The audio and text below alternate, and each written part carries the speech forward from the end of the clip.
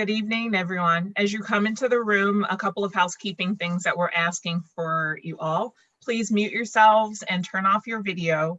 If you right-click on any participant who has their video off or on, the three dots on the upper right-hand corner of their box, you should be able to click Hide Non-Video Participants. Then change your view to gallery view so that you can see all of the speakers today. We want all of our attention focused on the speakers today, the women who are winning these amazing awards for their work. If you're having any difficulty, letting me know. So three steps, mute your microphone, turn off your camera, and then right click on any participant with their camera off, and you should get a little button that gives you the option to turn off or hide non-video participants.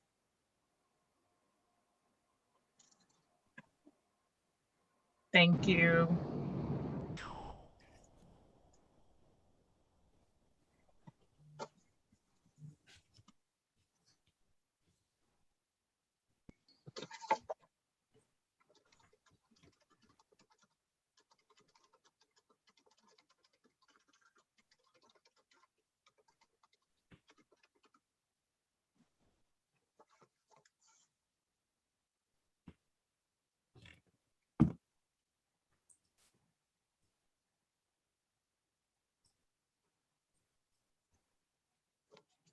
All right.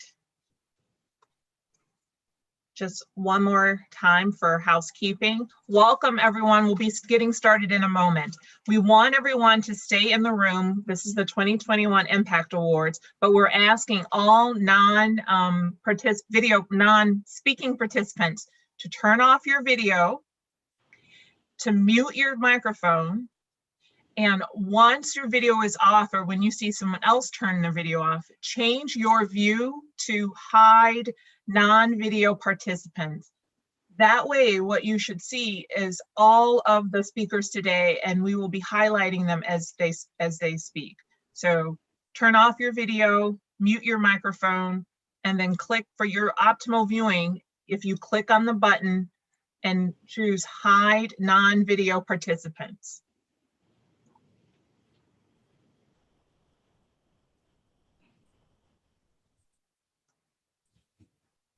All right, so I think we will go ahead and get started. I know you're all there, even though I can't see you, and I'm really excited about tonight. So good evening, welcome everyone, and thank you for joining us tonight. I am Felicia Davis, President and CEO of Chicago Foundation for Women. I've already gone over the instructions, but just one more time, before I continue, I would like to share the housekeeping notes for those attending tonight's event. Please keep yourselves on mute until we get to the Q&A session. Turn off your video and then right-click on any participant who has their video on or off. Three dots appear in the upper right-hand corner of their participant box. Then click on Hide Non-Video Participants. Change your view to gallery view, and that way you can see all of the speakers on one screen without having to scroll, and this will help you have a better viewing experience, and we can more easily see and hear tonight's honorees and presenters. So thank you for doing that. And at this time, I want to take a moment to acknowledge that we are gathered on the traditional homelands. We're in Chicago, but we're also gathered on the traditional homelands of the Ojibwe, Odawa, Potawatomi, in a state that is also the territory of Ho-Chunk, Miami, Enoka, Menominee, Sac, Fox, and their descendants. As we participate in tonight's celebration, it is important to acknowledge our Indigenous brothers and sisters, their deliberate and violent erasure due to genocide and colonialization, and the subsequent continuous racism and violence towards BIPOC individuals and communities we still see today, especially towards women. We would only be free when we address our history of violence, hate, and systemic oppression, eradicate the systems that perpetuate violence, and invest in healing to transform. It really is up to all of us. So a year ago, our world looked very different. The COVID-19 pandemic had just begun. There were many unknowns ahead of us. And in fact, a year ago, we would have been gathering together to celebrate the 2020 award winners at the Chicago History Museum. These things take months and months of planning, and we're all ready for that.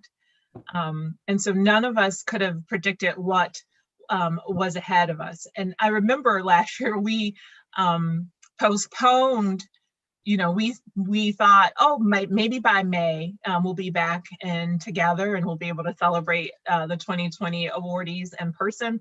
And we were working with the History Museum to just postpone it a little bit, a few months ahead, but actually we wound up postponing and converting to a virtual event in July of last year as we realized the toll.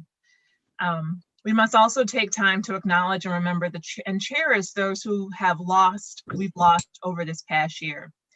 Given the wide reaching scope of the pandemic's toll, I'm confident that each of us here tonight have experienced the piercing pain of loss, whether that's been loss of friends, neighbors, family, or coworkers. Tonight, I am holding all who we have lost in my heart. In particular, right now, I am holding space to remember one of CFW's founding mothers, Lucia Woods Lindley, who passed away in December. An artist, a brilliant thinker, and a philanthropist, Lucia was the impetus and the inspiration behind the creation of Chicago Foundation for Women. And she was our first major donor. Without a doubt, CFW would not exist today without Lucia's early resolve, her creativity, and support. And we are so lucky that CFW has a chapter in Lucia's prolific story and beautiful story. She is and will remain greatly missed. And today, we also have reason to hope. Our outlook is different.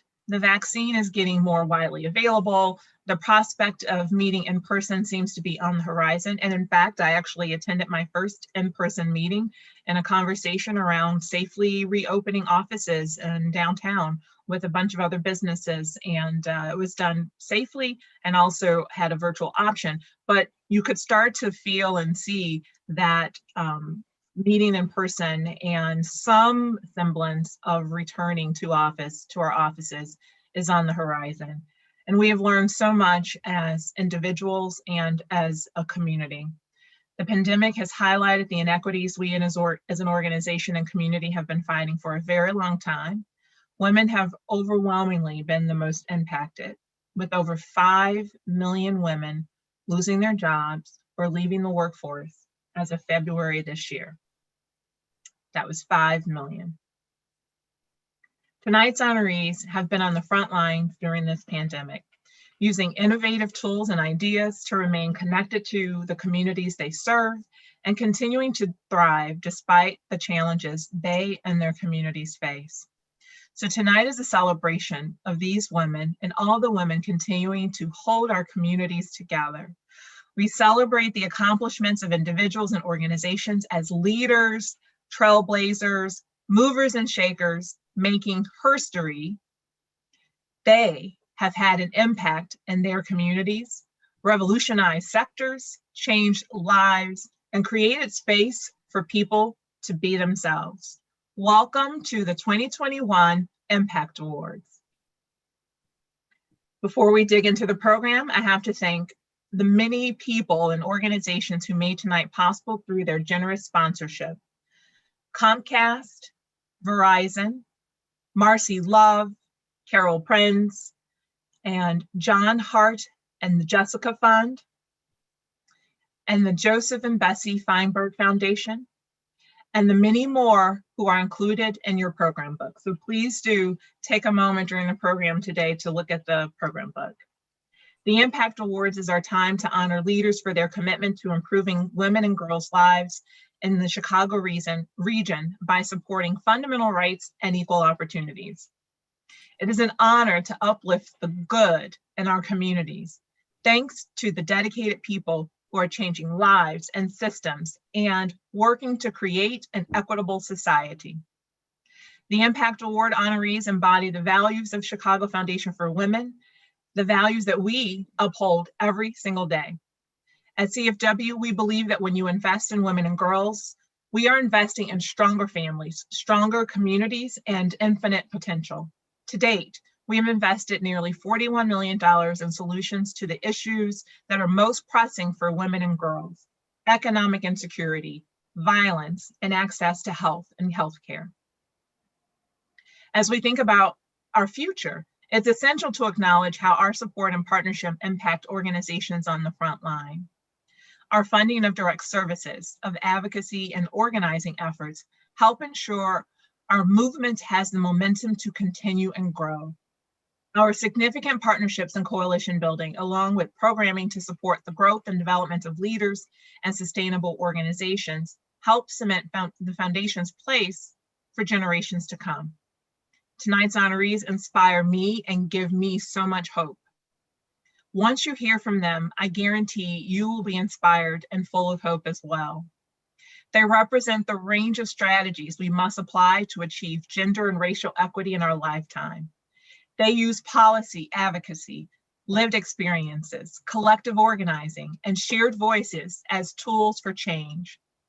The organizations represented by tonight's honorees are CFW grantees, whose work is powered by your support and your investment. It is an honor to have this moment to shine a light and to share in the celebration of their accomplishments with you all. The tough job of selecting this year's Impact Award honorees went to the selection committee led by Andrea Size. Andrea is the Chief Operating Officer for the Chicago Community Trust, the first person to hold this position. Andrea joined the trust from the Chicago Public Library, where she served as First Deputy Commissioner and the Chief Strategy Officer. She previously served as Chief of Staff to Chicago Public Schools CEO, leading the planning and implementation of district-wide initiatives. Andrea serves as a mentor at 1871, Chicago's tech entrepreneurship hub, serves on the boards of the ACLU, Albert Pick Jr. Fund, Chicago Learning Exchange, and the James Dyson Foundation. And she chairs the board of Instituto del Progreso Latino. Please welcome Andrea Size. Thank you so much, Felicia. Thank you for that warm introduction. All of us at the Trust know that women and girls are leading the way to making our region more connected, more equitable, and so that we can all truly thrive. So I am honored to have been able to chair this year's Impact Award Selection Committee. On behalf of the committee, it's my pleasure to welcome all of you to the 2021 virtual Impact Award ceremony. As Felicia mentioned, the selection committee had the really difficult assignment of picking only 5 honorees from a stellar group of nominees. It was tough, but we loved learning about all the nominees. It really was an honor and a pleasure. I want to recognize my fellow selection committee members, Tom Alexander, CEO and co-founder of Holistic, Michelle G. Kober, Director of External Affairs for Verizon, Deborah B. Cole, partner at Hugendorn and Talbot LLP, Neha Gill, Executive Director for Apna Gar, Sarah Guderian, Executive Director of the Chicago Blackhawks Foundation, Nicole Johnson Scales, Senior Vice President with Fifth Third Bank, and Diana Palomar, Vice President of Community Engagement for ABC7. Thank you for joining me in the challenging task. We did have fun though, didn't we? All of tonight's honorees and all of those nominated are on a mission to help provide the tools women need to realize their potential, our potential, and to create healthier, safer, and more vibrant communities for all of us. They also represent a beautiful array of intersections in their work and through their leadership. I know I can speak for the entire selection committee when I say that we were so inspired to learn about each of their stories and to learn about the impact they're having. It's an honor to celebrate them tonight with all of you. I'm going to name them all here quickly. You'll have a chance to hear from them a little bit later in the program. So here we go. Founders Award recipient, Rosazlia Grelier, or Ms. Rose, as she's known, has worked most of her life to ensure children, parents, and families have the tools and resources they need, not just to survive, but to thrive. She has taken her work nationally, and she continues to advocate for collaborations that empower positive change right here in Chicago. Michelle Rashad, Pioneer Award recipient, is working to make Englewood, the Englewood community, the best it can be by fostering young people's leadership through innovative approaches to teaching healthy living, environmental awareness, and positive communication. Jacqueline Criddle is working to ensure young people, especially young women, are able to pursue the career paths they desire, helping them take ownership for their own journeys. Neusa Gaitan is passionate about supporting and empowering women, especially Latinas, to advocate for themselves and the impact and the issues that impact them and their communities.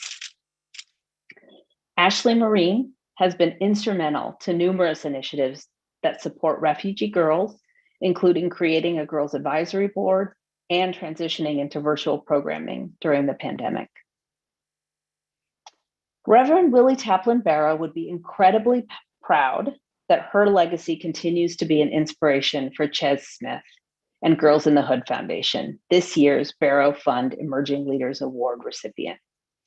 Their innovative programming to improve reproductive health outcomes amongst adolescent females residing in urban areas considered hood and working to redefine negative stereotypes placed on girls based on their zip code is making all the difference in the communities they serve.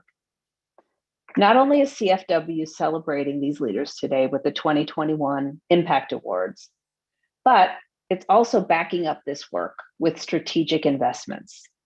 The vital work being led by Ms. Rose, Michelle, Jacqueline, Neusa, Ashley, and Ches is funded in part by grants from the Chicago Foundation for Women and the support of its community, including giving councils and giving circles. In addition to these great women leaders, it's my pleasure to recognize Chicago Foundation for Women's 2021 Outstanding Corporate Citizen Award recipient, Comcast, for its commitment to building stronger, more equitable Chicago for all of us. Comcast has demonstrated that it understands the importance of digital equity and the critical role it plays in achieving gender equity and breaking down systems of oppression for Chicago's Black and Brown communities. Now, we get to see the honoree introduction video, which I haven't seen yet. Let's take a look.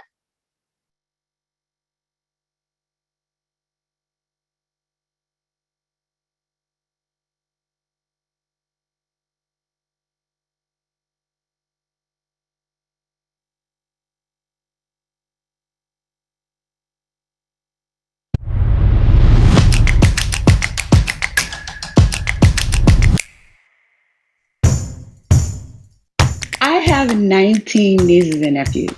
They think I'm cool, but I want to show them what cool really looks like. I want to show them that it's about caring about people and giving back and being a leader and being bold and speaking up.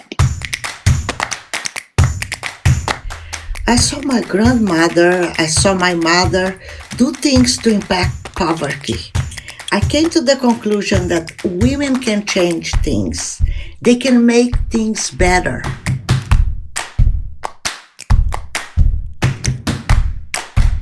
My journey has been from the wheelchair to the White House. My mission is to ensure that others have the same or better opportunities.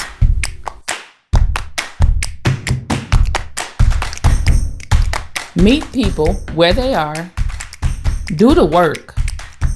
You can't judge girls and help them at the same time.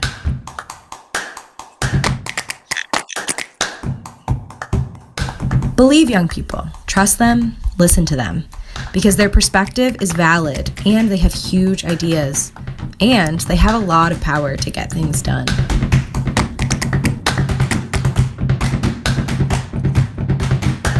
Even if you can touch one life, two lives, 3, 4, or 5, just a small audience, you would have made an impact.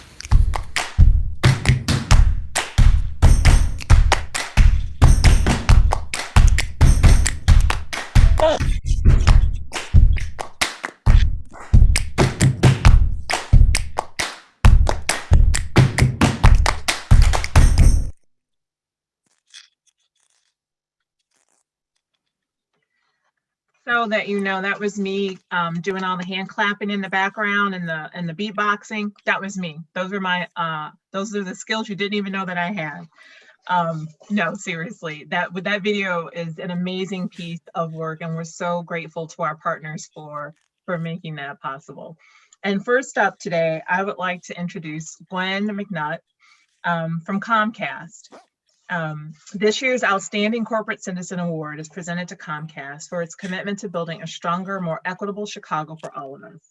Chicago's recovery from COVID-19 will require addressing systemic inequities that were years in the making, specifically the current pandemic and the subsequent accelerated need for remote school, remote work, make closing the digital divide even more urgent than ever.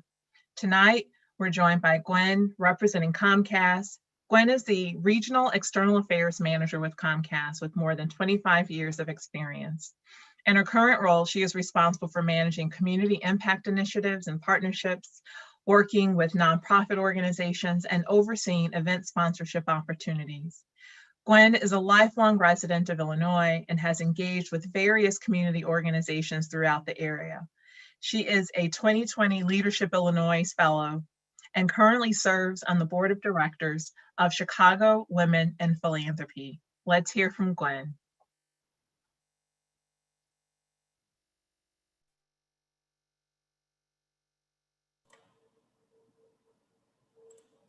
Okay, was almost on mute.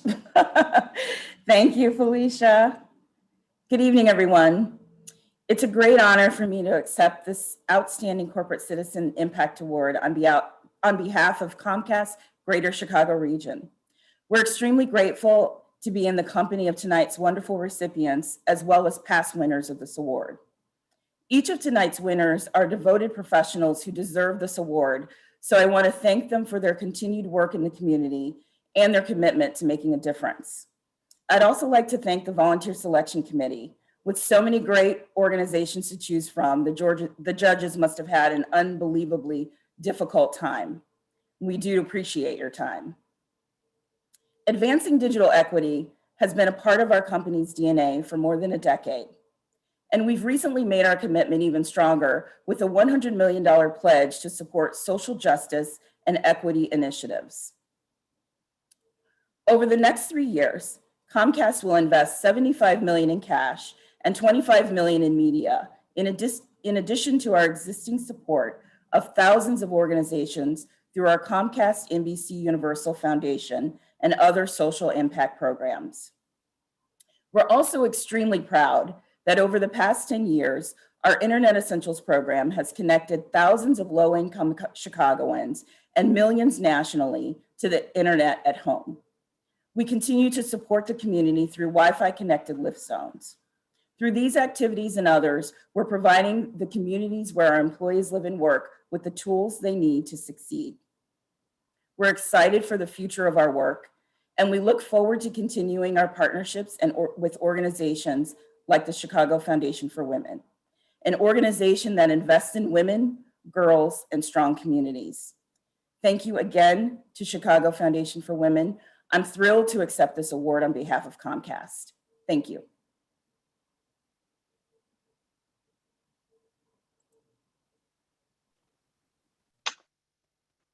Ms. Rose Grelier is co-president of PowerPack Illinois, the policy arm of community organizing and family issues, known by most of us as COFI. Ms. Rose is a dedicated community organizer, fighting for issues impacting families, who began her leadership and community activism journey through COFI's training programs. She was instrumental in advocating for mandatory recess in Chicago public schools in 2011. I think I was there when you were doing this, Ms. Rose, so thank you. to improve children's health and well-being across the city. Today, she's a nationally recognized grassroots leader and has received numerous awards and recognitions, including being named Chicago Hero by Allstate and Dr. Martin Luther King Jr.'s family. Ms. Rose is a visionary leader determined to encourage collaborations that empower positive change worldwide. Let's hear from Ms. Rose. Thank you so much. I am so thankful to God, first and foremost, for I know that every good and perfect gift comes from above. I would like to say that I'm very thankful to CFW. This award means so much more than you could ever know. It makes all the advocacy battles for quality education, stopping the school to prison pipeline, racial gap, and predatory practice work, coupled with my own serious issues. And this award makes it all worth it. I really want to thank you all for this award, because sometimes it feels like our issues and our pain can be wrapped in media stories, publications, grants, funds that we never benefit from times. But something like this award says, I see you. I appreciate and value your lived experience and your perseverance.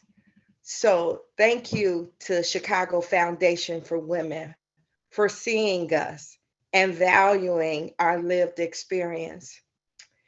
I also want to thank my Ko-fi Power Pack family, my U-Plan family, to the Fab Five, if you're on here, to all of my ride and dies. From the wheelchair to the White House, we've been shaking things up.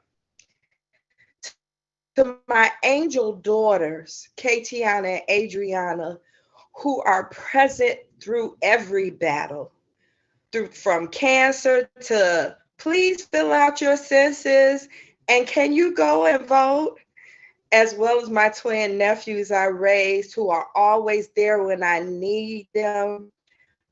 Thankful to the city clerk's office, Anna Valencia,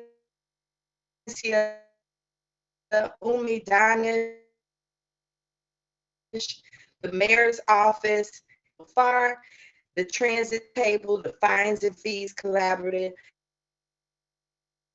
the state comptroller for the new passed this week, and for all of the changes that we've been able to work together to make happen so far. The best should be yet to come, because I'm expecting us to continue to work together to bring relief to those most disenfranchised, allowing Chicagoans to thrive. And to all of you that attended tonight, thank you so much. It is my hope that you will join our fight and do what's right. I love you all. Thank you so much.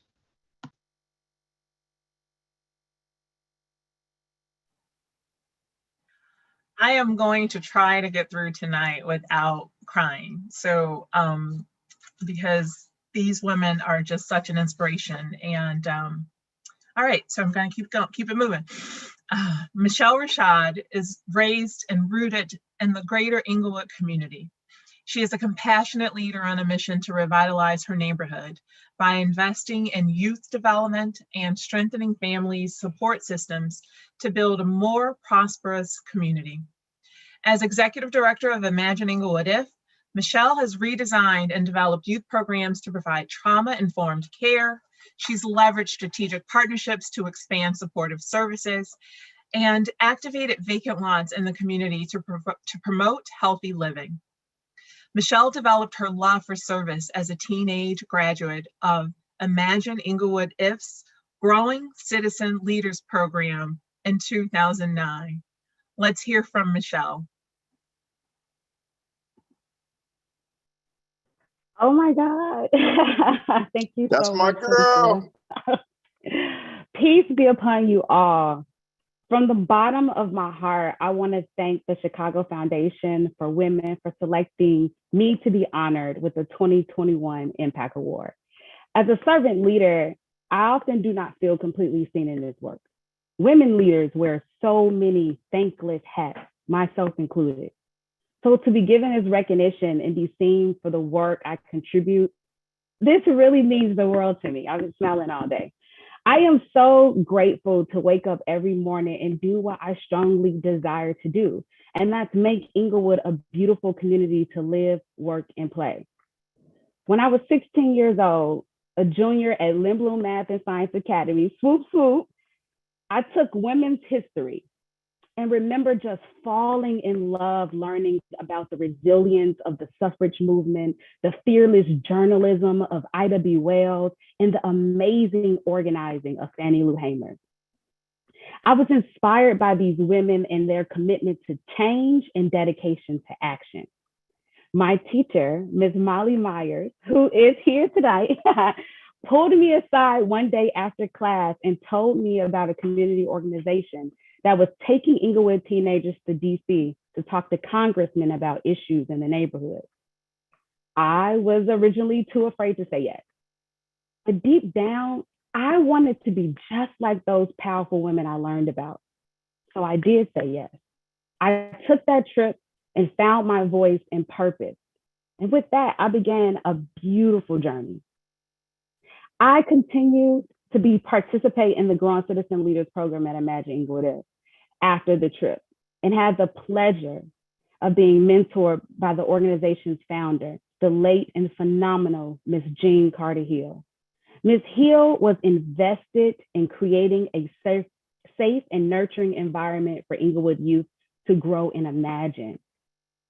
Fast forward to at the age of 25 years old, I was invited back to lead Imagine Inglewood.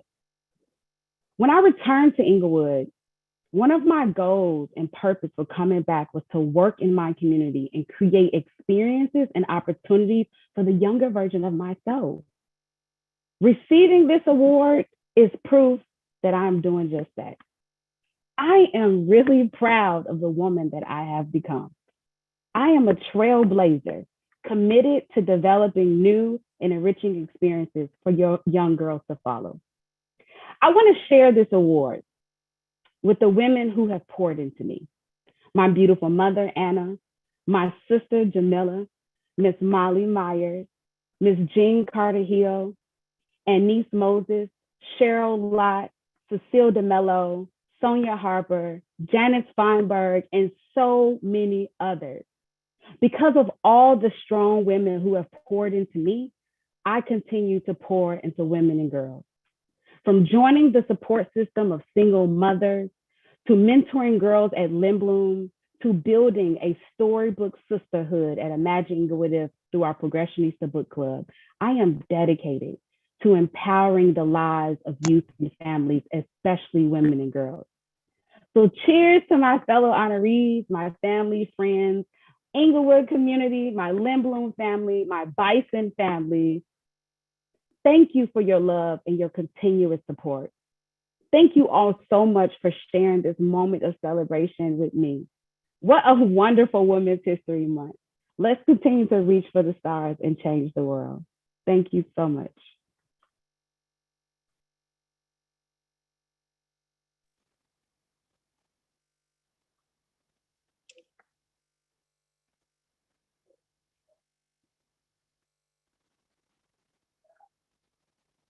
I think like Felicia, I may be struggling to keep the tears in, but right now they're tears of joy. Thank you for that.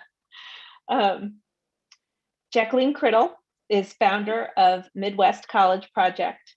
She is a cultural architect, a passionate leader, and a change catalyst, leveraging her years of training, coaching, and partnerships to drive organizational excellence and youth empowerment.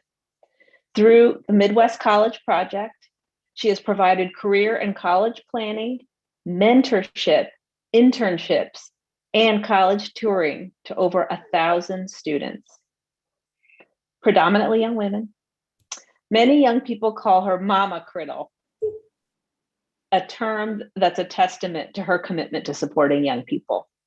Her book, she's written a book, y'all, Raising a Winner, The Grow and Go Theory, takes a deeper look at how a growth mindset can change the course of a young person's life.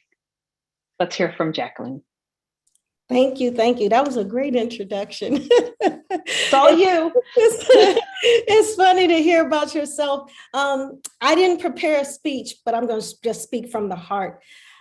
First of all, from the very first moment, and I have to thank my mother who's on here today, that I ever really got involved with doing massive volunteer work for women and girls.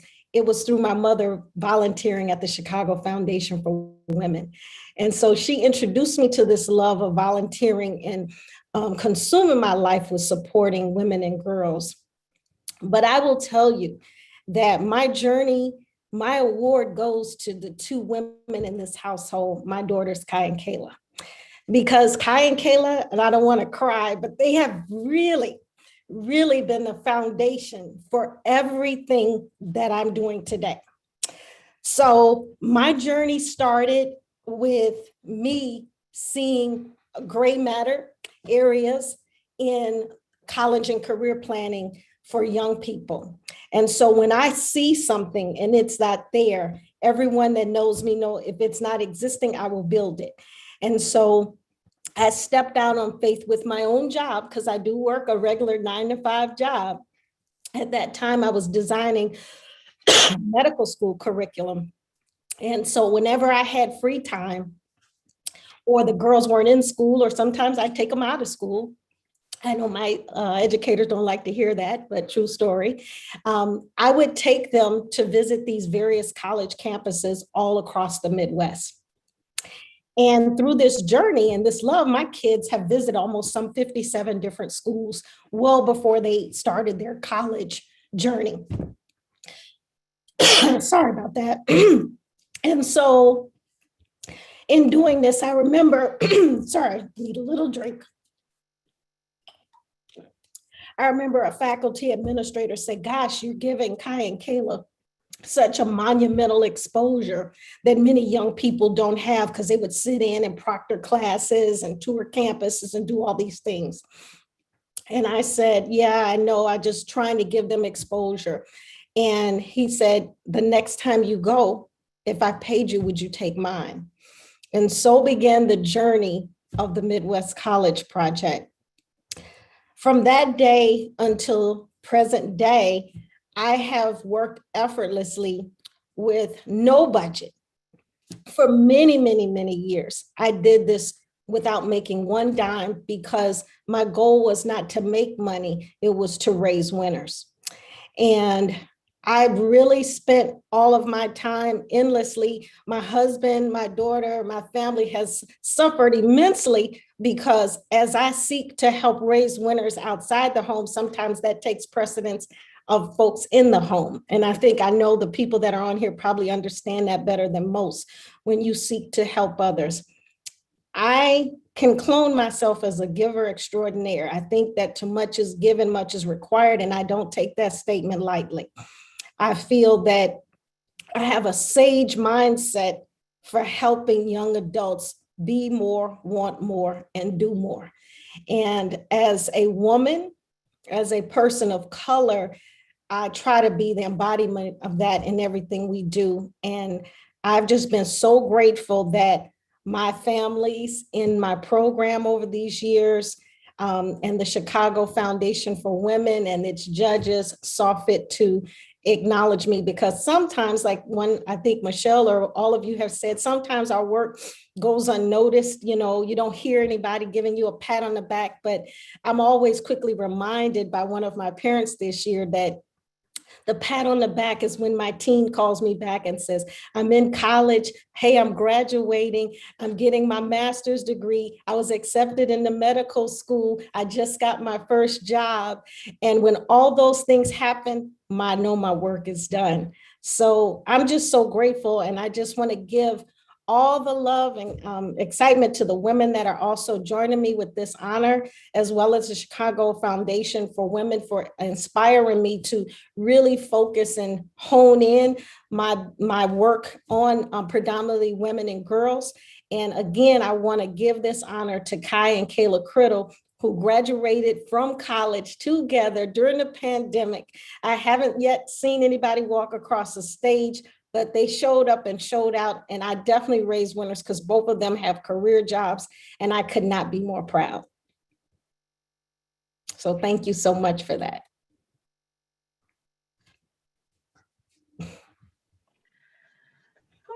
I know it's getting tougher and tougher to get through this without tearing up. Let me introduce our next awardee. Nuisa Gaitan is the Senior Vice President of Programs at Mujeres Latinas en Acción. A proud Latina immigrant from Brazil, I don't know. Nuisa is passionate about supporting and empowering women, especially Latinas. She has been part of Mujeres since 1987, where she has served as a case manager, supervisor of programs, director, interim president and CEO, and in her current role, she provides oversight to all of Mujeres' programs and serves as part of its management team, collaborating with the president and CEO and establishing priorities for policy and advocacy advancement. Let's hear from Nuisa.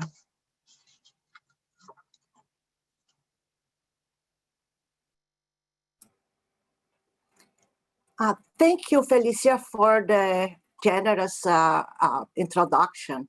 Thank you, Chicago Foundation for Women, for supporting the work of so many organizations such as Mujeres Latinas en Acción, and for short, we say Mujeres, and to create opportunities for women and girls in Chicago.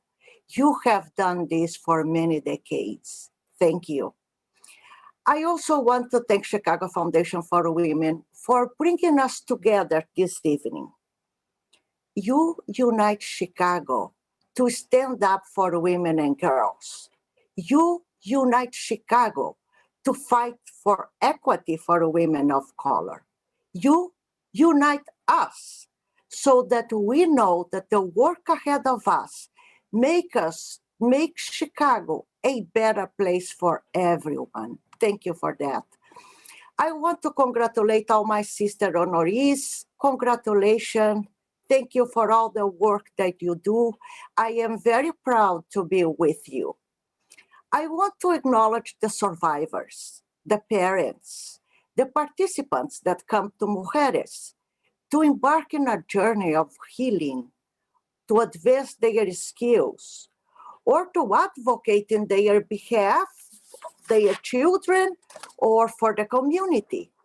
They inspire me each and every day. This award is not mine alone. I want to thank and share this award with all Mujeres team. I am so proud of those who came before us to contribute to where Mujeres stands today.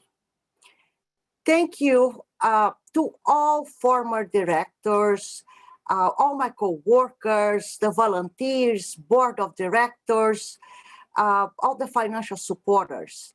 You have allowed us to do the hard work so the community can heal, thrive, and lead. Lastly, but not least, I want this to be a call to action. I want you to commit to create opportunities for women of color, for immigrant women. We all have power that we can use. Helping a vulnerable person unlock their strength and benefits everyone. So I want you to examine your personal power, the place where you live, the place where you work, and commit to use your voice so that more vulnerable women can be protected and we can amplify their voices. Thank you.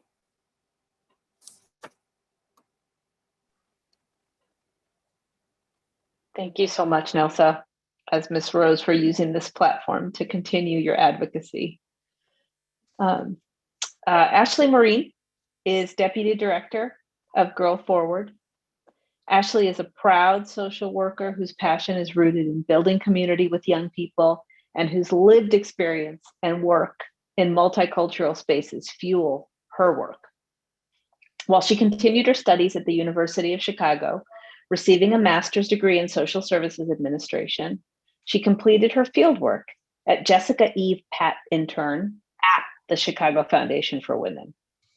Ashley was the first formal hire for Girl Forward, brought on to turn a collection of ideas into action and results for refugee girls displaced by conflict and persecution. Her passion for community extends outside of her work, and Ashley also spends time fostering youth creativity as a dance teacher at All About Dance and facilitating workshops with Northwestern's Civic Education Project. Let's hear from Ashley. Hi, thank you so much, Andrea. Thank you so much to the Chicago Foundation for Women for taking the time to uplift leaders making an impact here today. I'm so honored to be recognized today alongside local leaders who I admire deeply. And I also want to thank my parents who are on the call and some very special social work professors watching today from kind of all over the country.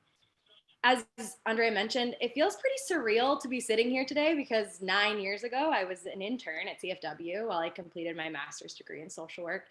And it was really through my internship that I had the opportunity to connect with a small organization working to create opportunities for refugee girls. And a few months later, I became the first staff hire after the founder at that organization, Girl Forward. So today I really need to give CFW an extra special shout out for not only honoring me with this award, but really for sparking my passion to work with women and girls and ultimately laying the foundation for my career.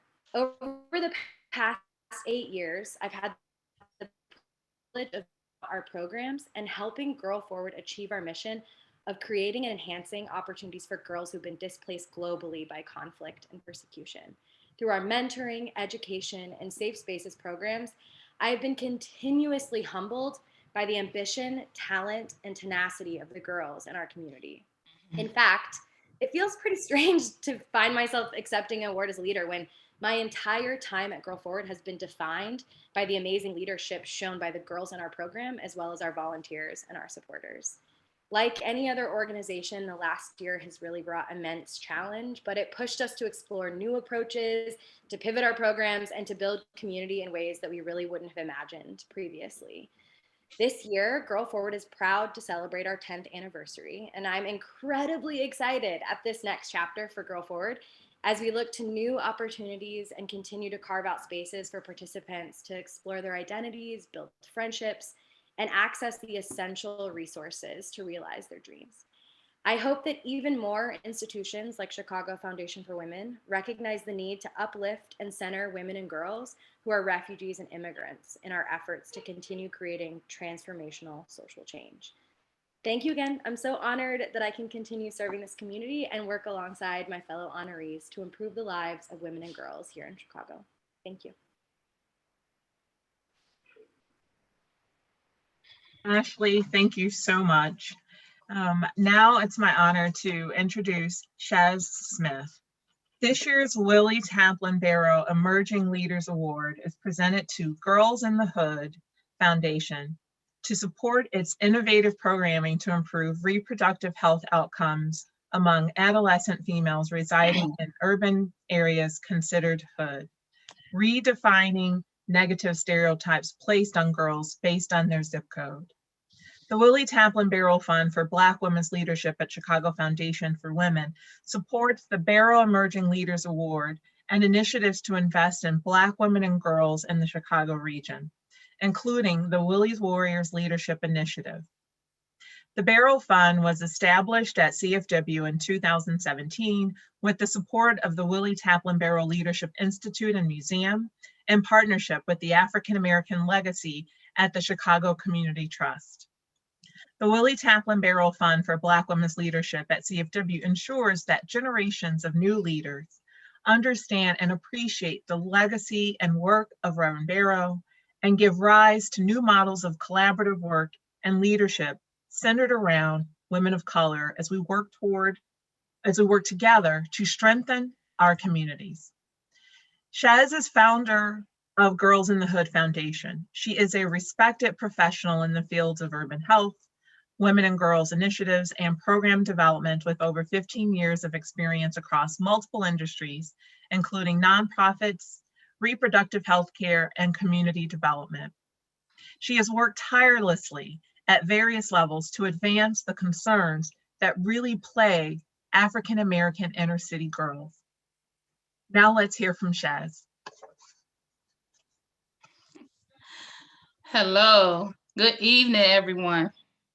Thank you so much for attending this beautifully organized event. You guys did a great job with this. Thank you to the entire Chicago Foundation for Women team and selection committee for choosing Girls in the Hood Foundation to receive the Willie Taplin Barrow Award. CFW has played an important role in our organization's growth. I remember coming down to your office for a site visit.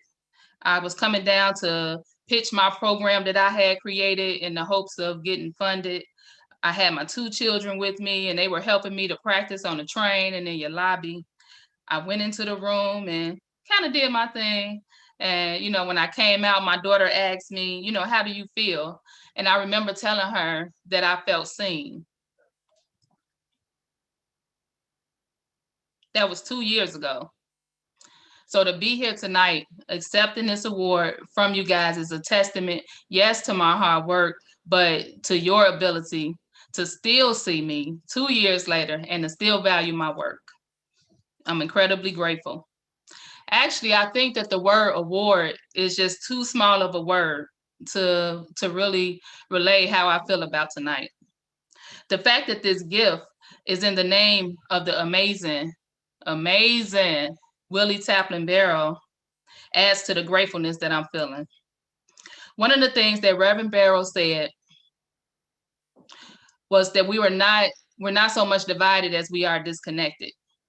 This gift will allow Girls in the Hood Foundation to increase our efforts in connecting underserved girls to the education, resources, and tools that they need to live their best life.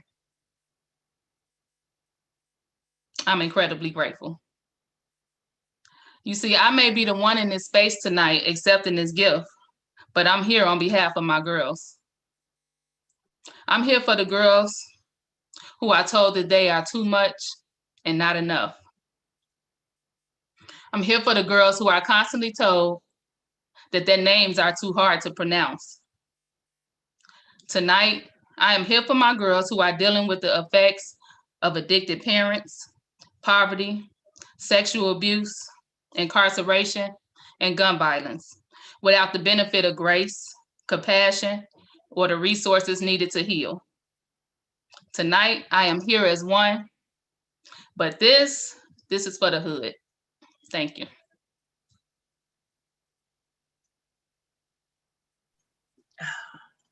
Okay. Oh, this is, just for a moment, I just have to say, because what's resonated with me tonight overwhelmingly, we've heard all of these amazing women who are doing incredible work say that they felt seen, that they feel seen tonight.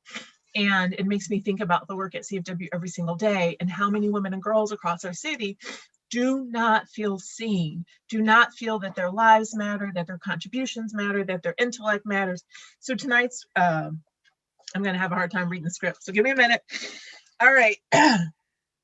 So again, thank you and congratulations, Miss Rose, Michelle, Gwen, Shez, Jackie, Nusa, did I get everybody? And Ashley. Thank you all for your, and Gwen and Comcast, thank you all for your incredible work. You are each an inspiration to our entire CFW community and to me. I look forward to hearing more from each of you in the few moments when we move into our conversation. And just to say, you know, CFW is working to really attain gender equity and racial equity in our lifetime. To do this, we invest in organizations and individuals just like today's honorees that are working tirelessly on the front lines to achieve freedom from violence, economic stability, and access to healthcare and healthcare information. We cannot do this work alone. The ongoing pandemic has only highlighted the need across the sectors and industries, both for our individuals and also our communities at large. With that being said, I have the distinct pleasure to share some exciting news tonight, so the honorees don't even know this. I am thrilled to announce that CFW will be making a special additional grant to each of the organizations represented here tonight. CFW will be investing $5,000 each in Kofi, Girl Forward, Imagine Inglewood, IF, Midwest College Project, and Mujeres Latinas en Acción to help continue the amazing and much needed work that you are doing in our communities. Congratulations to all of you. Whew. These grants, as well as the over 150 grants we've made so far this year, not have been made possible without the incredible generosity of over 2,500 donors that have joined us in our support, in our efforts to support women, girls, trans, and gender non-binary individuals in our region. Women continue to be disproportionately impacted by the pandemic, either as essential workers or on the front lines of healthcare, with millions of women losing their jobs or leaving the workforce, and those working remotely while completing hundreds of hours of unpaid care work, taking care of their loved ones. Last year, CFW invested more than $2.8 million in grants to local organizations. And with your support, we committed to increasing that amount this year, and we're well ahead of schedule. Thank you so much to those of you who've already made a gift in support of today's event. If you have not already, I am asking you now to consider making a gift. And it's super easy. See, I'm pulling out my phone. All right. So it's really super easy. Take out your phone. You will see the text to give information on the screen in the chat right over there. You can see that.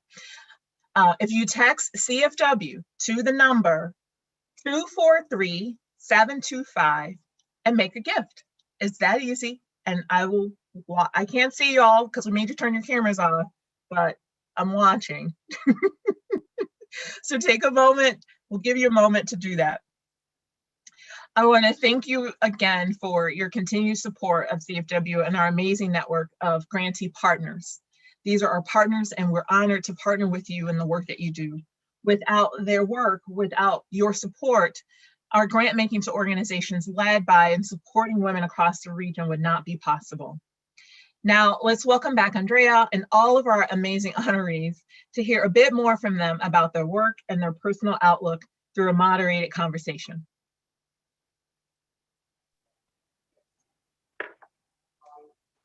Okay, I was busy giving, so now I'm gonna put my phone down.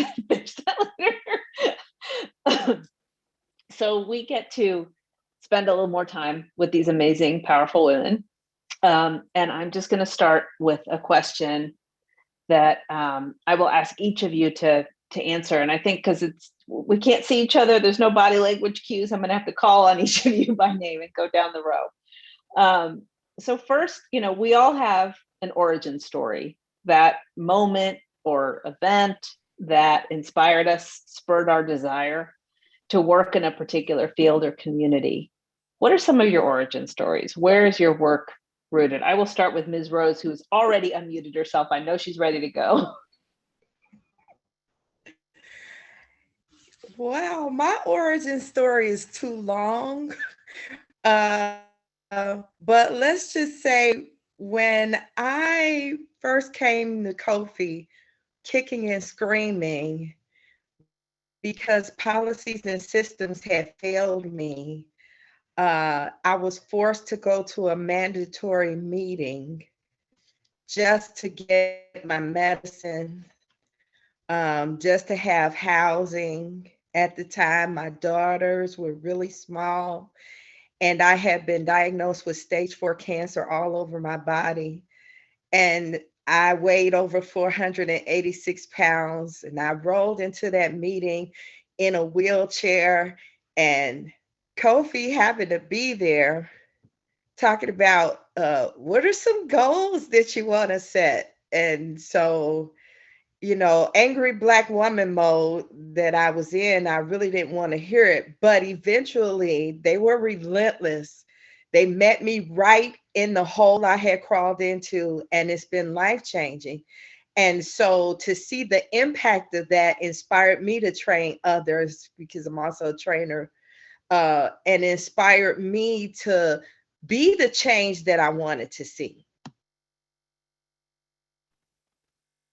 Thank you, Miss Rose.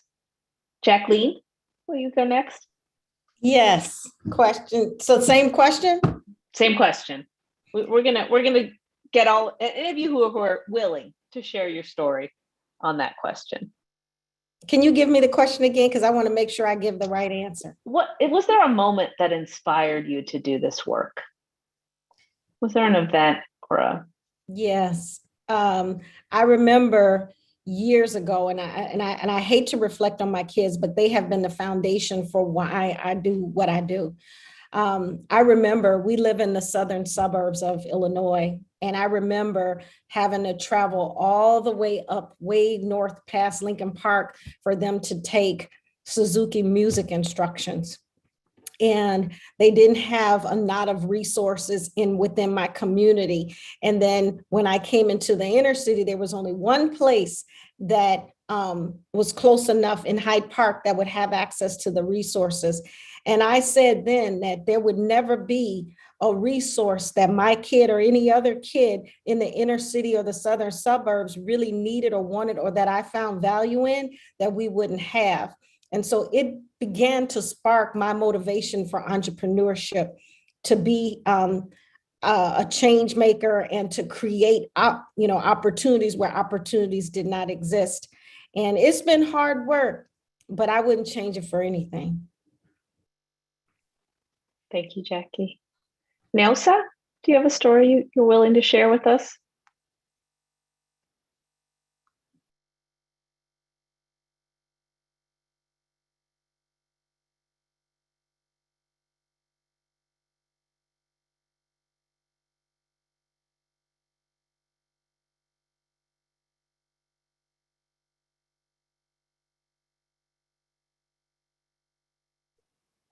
We'll come back to you, Nelsa. Ches, do you mind sharing a story? Hey, sure. So I would say it wasn't one event, just a series of things. I think that although we all have different missions, at the end of the day, our work is rooted in service. And for me, my family is big on community service and, being philanthropists and things like that. So giving is really in my DNA, that's how I feel.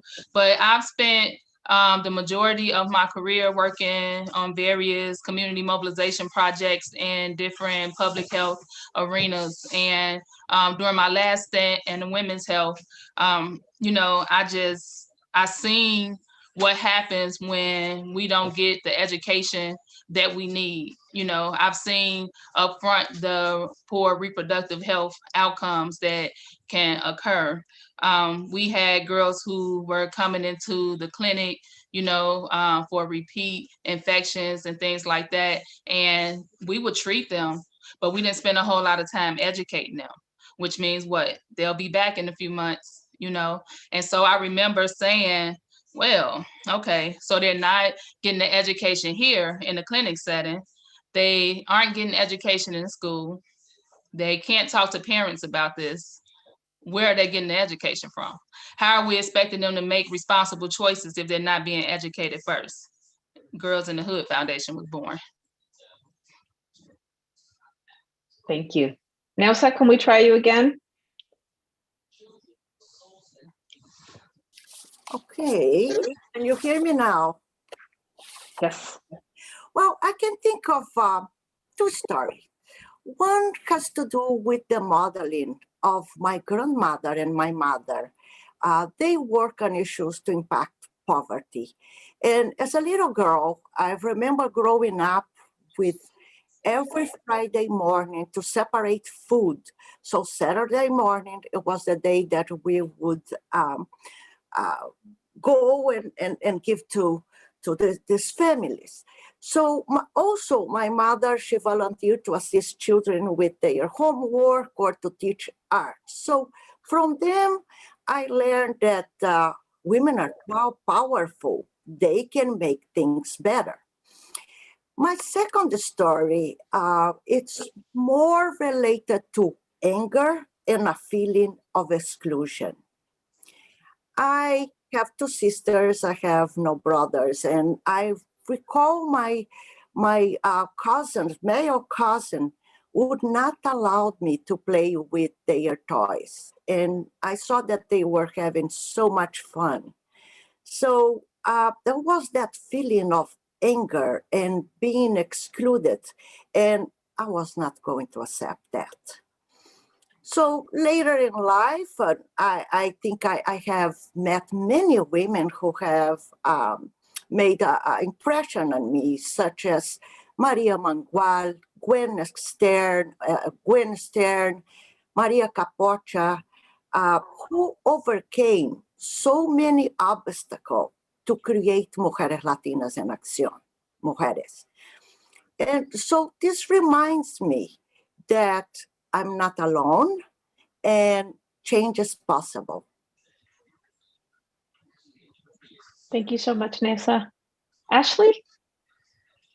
Hi, sure. I feel like there are so many, and I feel like as a child, I always had a fight, right? I was like born with a deep passion to fight injustice, whether it be something small or large. I'm sure my parents got tired of that or fast, but they fanned it, right? And so it grew into this deep sense of fighting for justice. But I think I really found my place when I was in undergrad. I studied abroad in Ghana at the Kwame Nkrumah University in Kumasi, Ghana, and I got to work with some really amazing social workers there from a totally different lens than I had ever been taught or learned.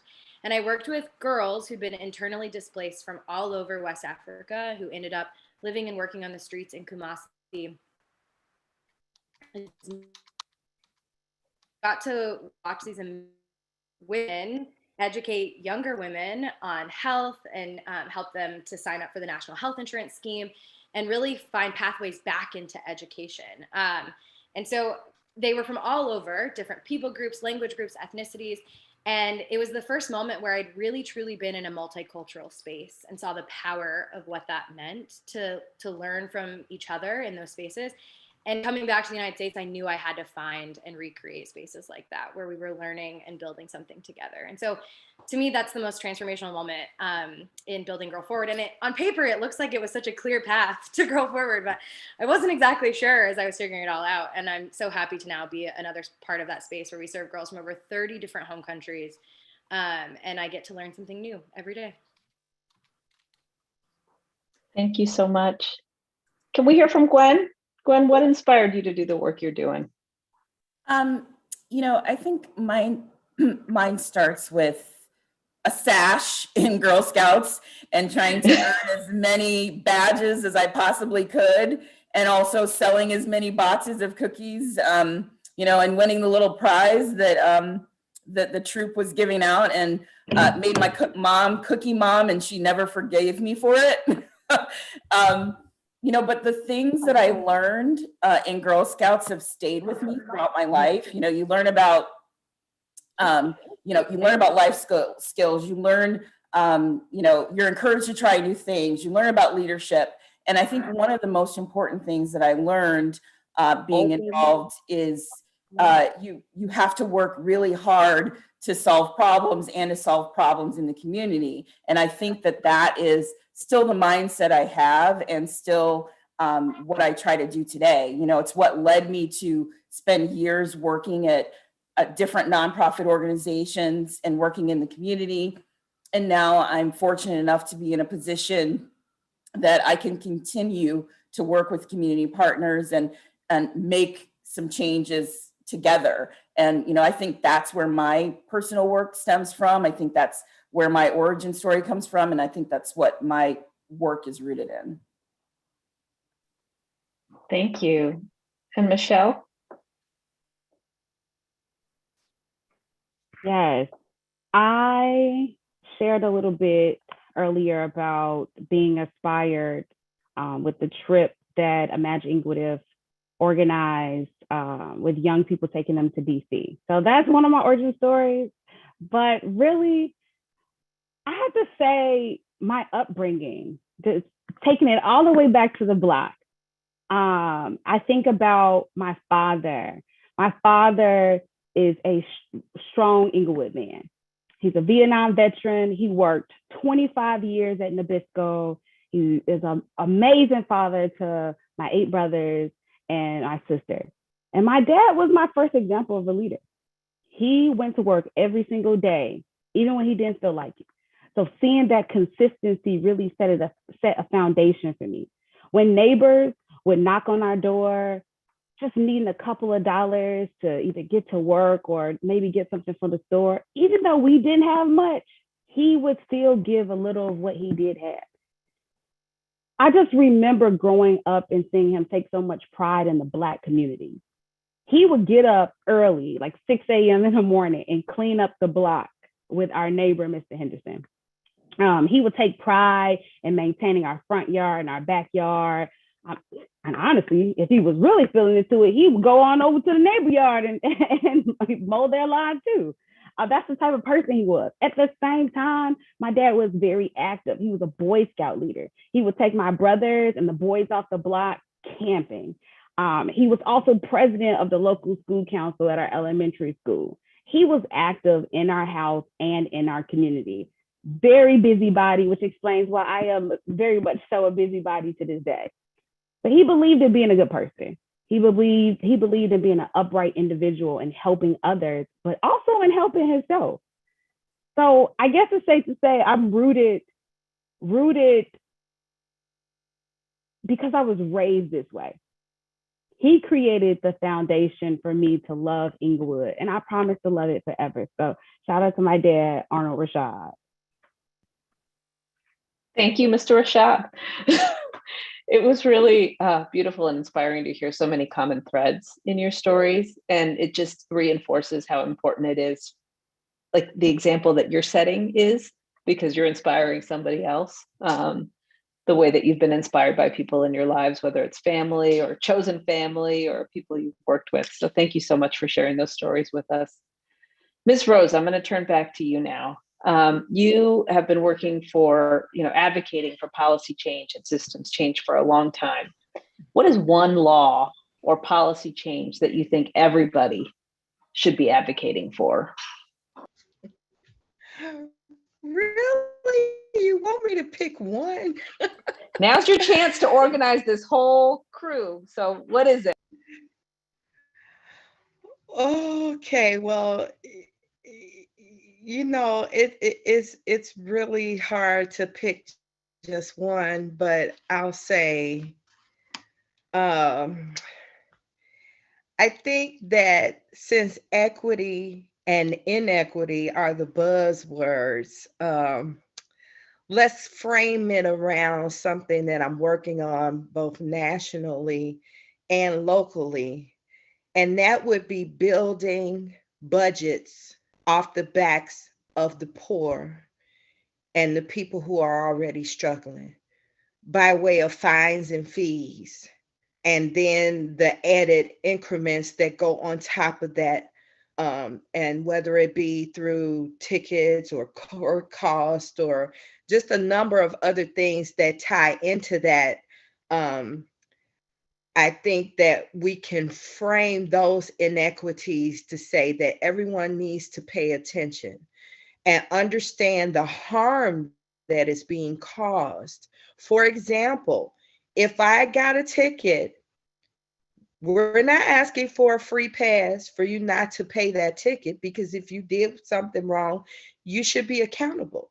But then when you double it, if I didn't have $100 to give you in the first place, I certainly don't have $200. Then it has a ripple effect. Maybe I'm losing my job, and losing my job, I'm becoming homeless. And then so many detrimental things happen as a result of things that are predatory to people who are already struggling. And the pandemic has highlighted a lot of these things. We need to be creating pathways for people to come into compliance, pathways for people to be able to do the right thing without causing them detriment. And so I need everybody to pay attention locally and get on board with those initiatives. And nationally, I'm a part of the cohort. And folks are looking at these issues all across the country and really making great strides. Thank you for that.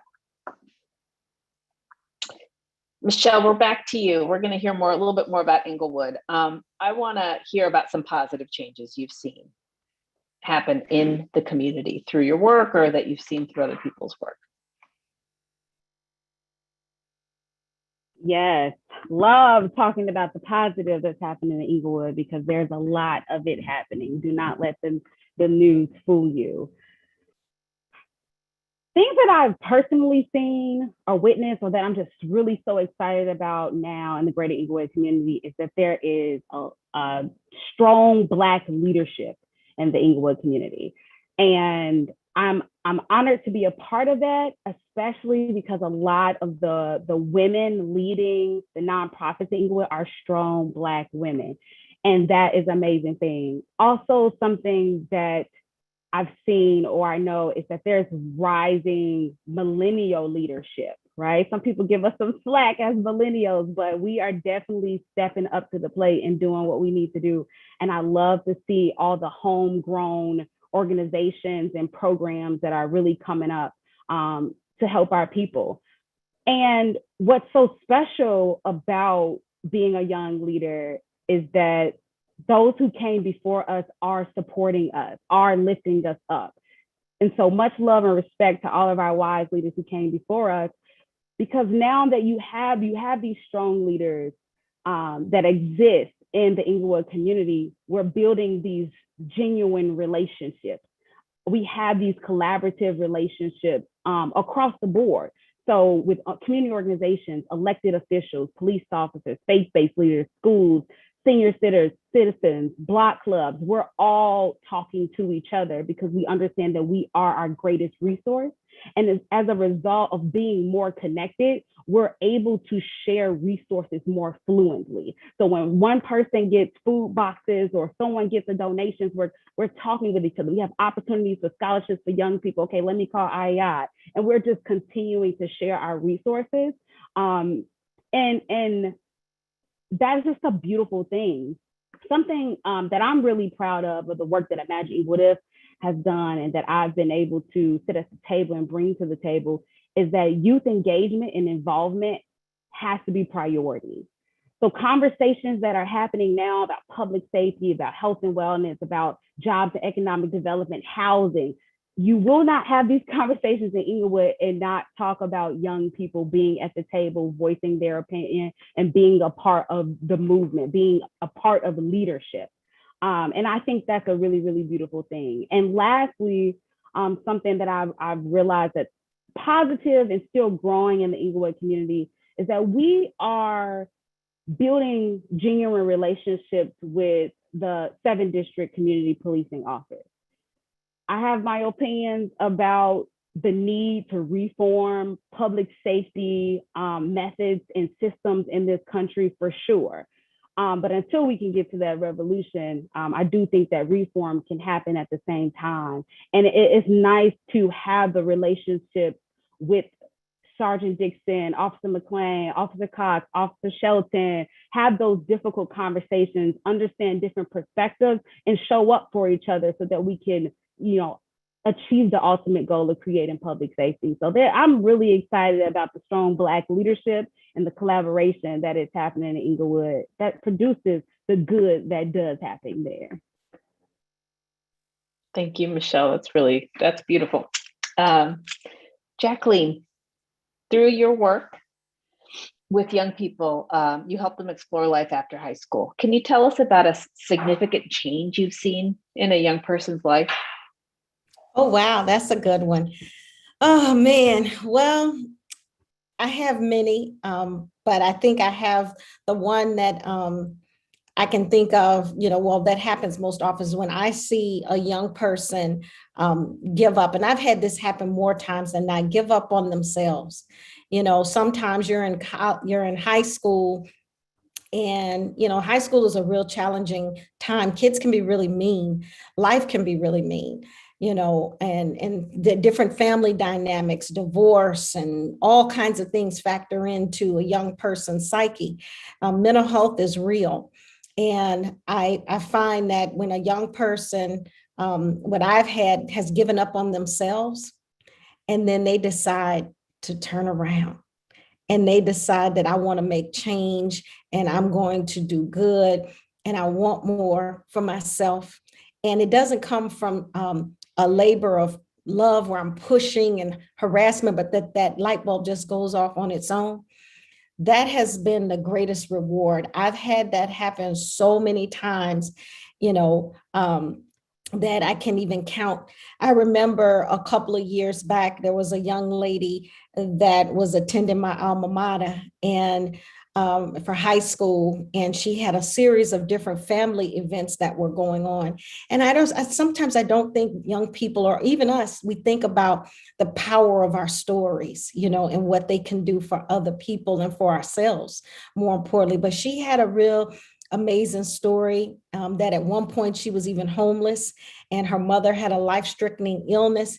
And I remember when she was writing her college essay, she was writing about the great things that, she was planning on doing with her career. And she said, well, Mama Critter, what do you think? And I said, well, I think it's well written. It's nice.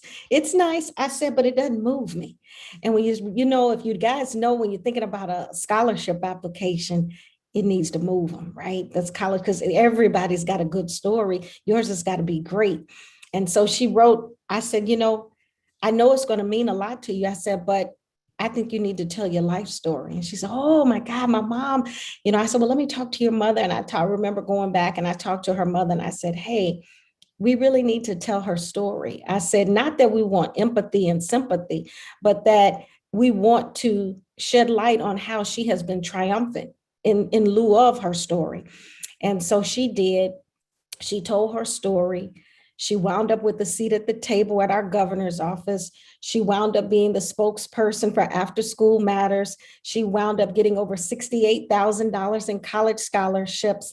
And the list goes on and on of the greatness that she has had from sharing her story. And what she has done is gone back and empowered many of my other students to be comfortable and confident in telling their story, good, bad, or ugly. It's yours. You got to own it. We got to own our truths. And I think for me, the greatest gift that I can give to the clients I coach, the parents or the students, is to be able to allow people to own their story and allow it to empower you, again, to be more and want more and to do more with your lives. So that has been my journey. Thank you so much for sharing that with us. Mm-hmm. Neusa, you've been supporting Mujeres Latinas en Acción's mission for many, many years. Can you tell us about some of the most impactful things you've seen happen through your work? Sure. So I joined Mujeres many moons ago. I was fresh from college. I tend to play with people and say, look, when I started Mujeres, I was 3 years old. Now start doing your math. So anyway, I've seen transformation in the organization as well as within myself. In the organization, when I joined the organization, we had 8 employees. Today, we are almost 60. We were located in a very small building. We have 3 locations today. So the impact, the reach of the organization has grown tremendously. And in myself, I think I became much more confident in using my voice, very aware of my own power. So I think I cannot think of one single thing, but many things, many stories that I have witnessed throughout the years. I can share one. I remember one survivor that she decided to leave her abuser, and she had no income. She started working as a domestic worker. Today, she's executive director of a nonprofit organization, very successful. Or I can recall other survivors that would, when they would go for counseling, they would take their little girls with them. So those little girls, they became very great professionals who became my co-workers. So I can go on and on and all the stories that I've witnessed. And I think this is what it makes the difference. It's one by one and seeing the result. So Thank you. Thank you. That's really powerful. Ashley, in your work with young refugees, can you tell us about how their outlook has influenced the way you approach the work? Yeah. Well, first of all, they keep us young. I mean, it's pretty amazing to get to work with young people every day. I'm constantly told that I'm cool and uncool on any given moment. But I think most of all, the young people that we serve have experienced immense challenge and barriers, right, in their journey, in their displacement, in their journey from their home countries, and then upon arrival here, and the oppressions that they experience, institutionalized oppressions they experience here when they arrive. And so, not despite, but maybe because of all of that, right, our girls are really driven, they're passionate, they're joyful, they are so determined. And I think all of those things bleed into the way that I do my work. I also think that at Girl Forward, we're working to sort of redefine how we want to create an organization and what it means to be community-based and community-led. The girls that we serve come from many of the cultures are collectivist cultures where they think about power. At Girl Forward, that's really influenced and changed the nonprofit we want to become. How do we want to be led? Can we give the mic to young people more and break down our own adultism to be more led by them? And so I think they are the best role models. I'm inspired by them every day. I learn from every day. If you go to our website and check out our blog, I just wrote a blog for our website where I shout out some of the girls that I learned from. Like Shamanti teaches me self-care. Simone teaches me determination, right? There's every day there's something new we learn together. Thank you, Ashley. Ches, we know young girls are treated very differently than young boys. What are some things that we, all of us as a community, can do to ensure that girls are not continuously left behind? I think we can start with getting rid of like the gender biases and double standards that exist amongst the girls and the boys. Specifically, like in the church, I think that we could stop with the shaming the girls for being naturally curious about sex, for being sexually active or even getting pregnant. I think that responsibility needs to be placed on the girls and the boys, and that's responsibility, not shame. I think that in our households, that parents can demonstrate equity by just starting at an early age. You know how we start off with teaching the girls how to wash the dishes and the boys to take out the garbage. I think we can flip that around sometimes and just, start young with showing them that, hey, girls can do, just can do these things, and boy, and we can mix it up and put it in a pot and pass it out to everyone. It's not gender roles.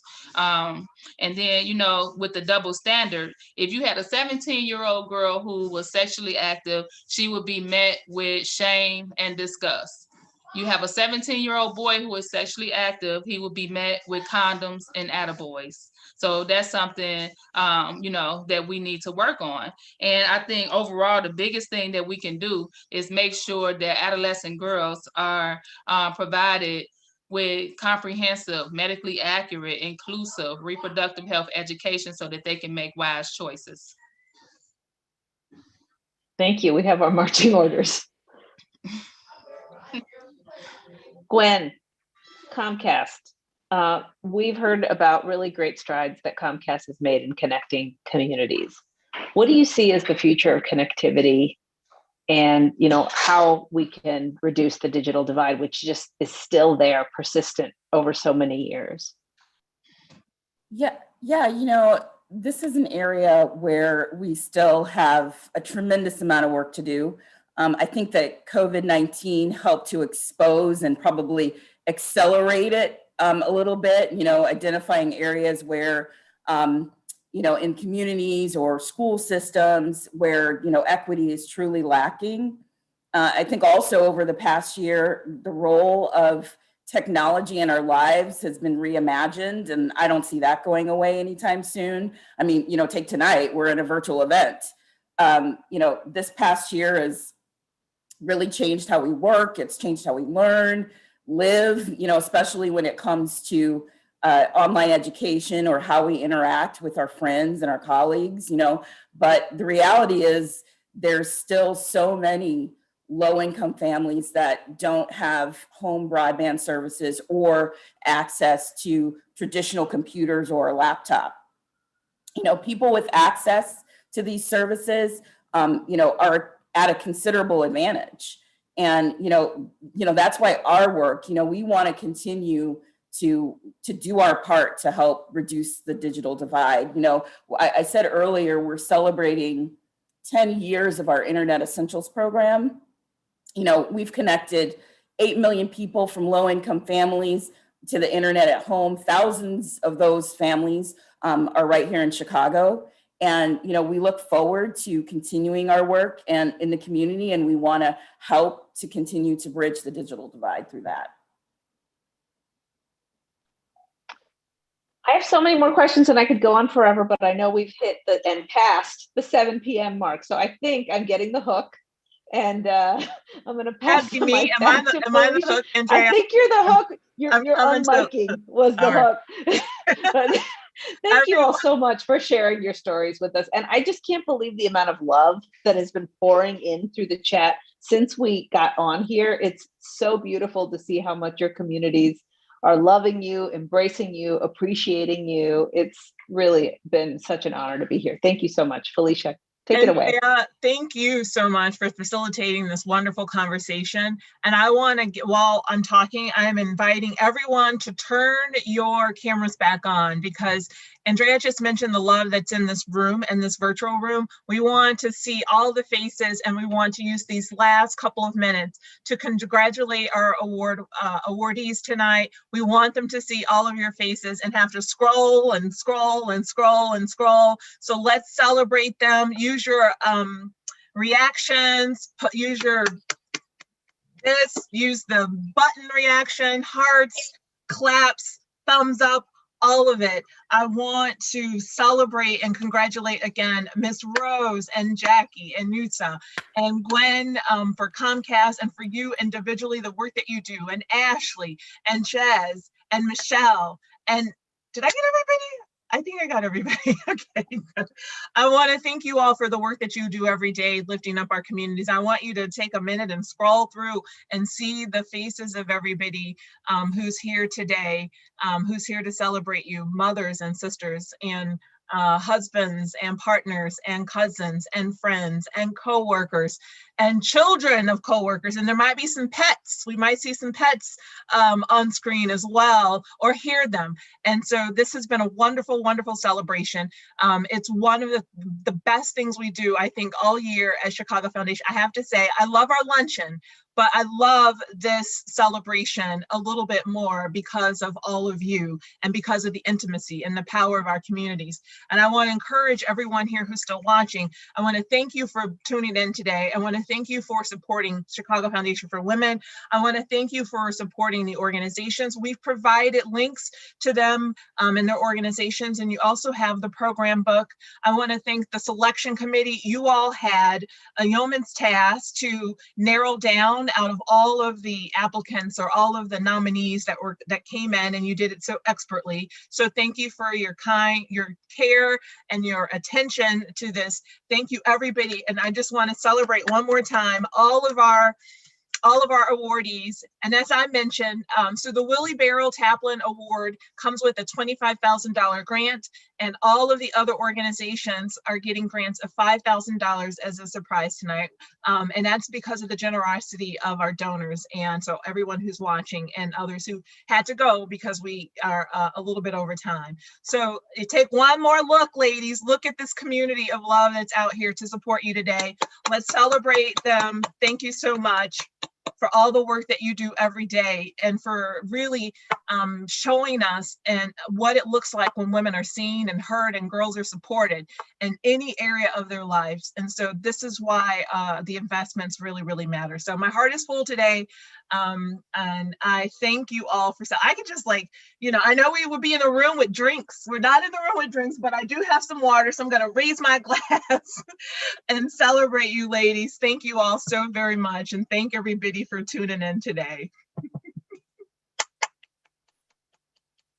Thank you so much. You, Miss Rouse. Love you.